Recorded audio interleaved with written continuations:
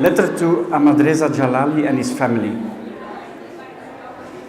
Dear Ahmadreza, it is hard for us to imagine how you survived almost 2 years in the terrible Evin prison in Tehran, Iran. Your home country you were always so proud and fond of. We wondered why you did not appear in our European Master in Disaster course in May 2016. You had been invited to Iran to speak as an expert in disaster preparedness of hospitals, your scientific topic. It took some time before we knew you had been arrested and isolated for several months, and nobody knew why, not even you. We got very worried when we heard you were not allowed a lawyer of your choice and that your judge was known in Iran as the hanging judge. He sentenced you to death in October 2017 after a fake trial, denying your rights and the fact that there is not a single piece of evidence against you. We know you had nothing to do with all they accuse you of. Ahmad framed you as a criminal instead of a scientist, but we will keep fighting to get justice for you. As your colleague and as your friend, Ahmad, it is impossible for me to depict you, who sacrificed his work and life to help improve health systems and to do so many for lives of people in danger, in a cell of only a few square meters, now depending on help from us. A recent image shows how you emaciated, how pale you look, and it terrifies us. You deserve instant medical care, a fair and open public trial, a lawyer of your choice, and a correct defense with supervision from your second home country now, Sweden. You have these rights as a citizen of Iran, of Europe, of this world. And yes, I know how hard you want to prove you're innocent to your Iranian fellow citizens. You need to be restored in your pride and honor as well. Maybe this will be a surprise to you, but you have become an icon in Europe and the Middle East. We know you are not the only one who was imprisoned and maltreated without respect for your universal rights, but your case has touched hundreds of thousands of people all over the world. So many doctors, students, teachers, scientists, activists, journalists, politicians, and diplomats are working on your situation today. We will not rest until you are at home with Vida, Ario, and Amitis, your wife and children. This is where you belong, and we cannot stop until you are there.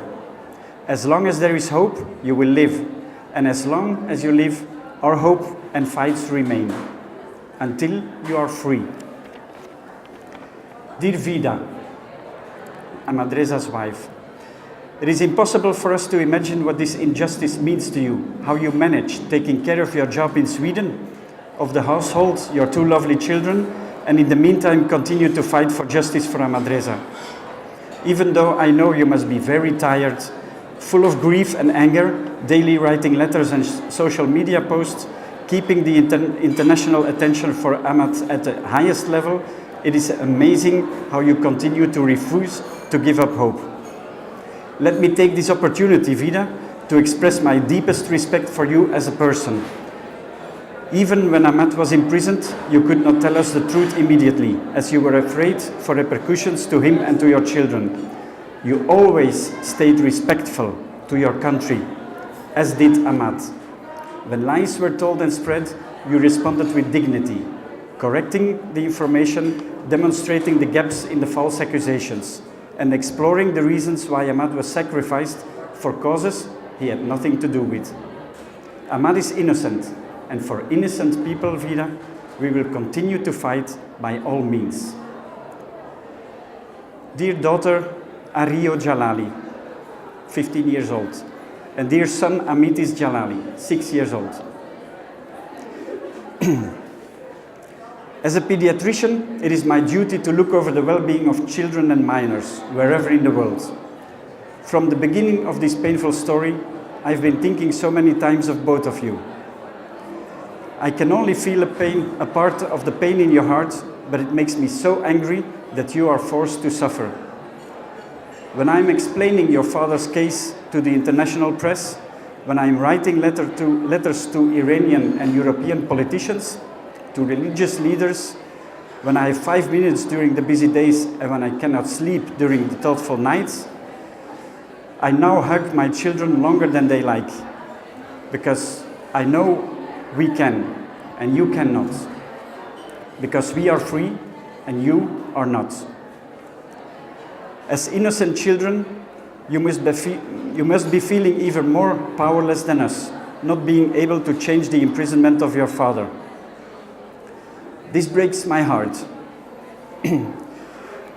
This breaks my heart, and the heart of so many people in Belgium, in Europe, and in Iran. As a citizen of this world, as an adult, I am so sorry this happens to you all. You have no part in this, only sorrow. It is to you, Vida, Ario, and Amitis, that I make this promise from the warmest of my heart. We will never give up fighting for you and your dad. We will never accept this injustice, and we will continue to stand with you to get Ahmadreza back to where he belongs, home with his wife and children. Free Ahmad, we will never give up.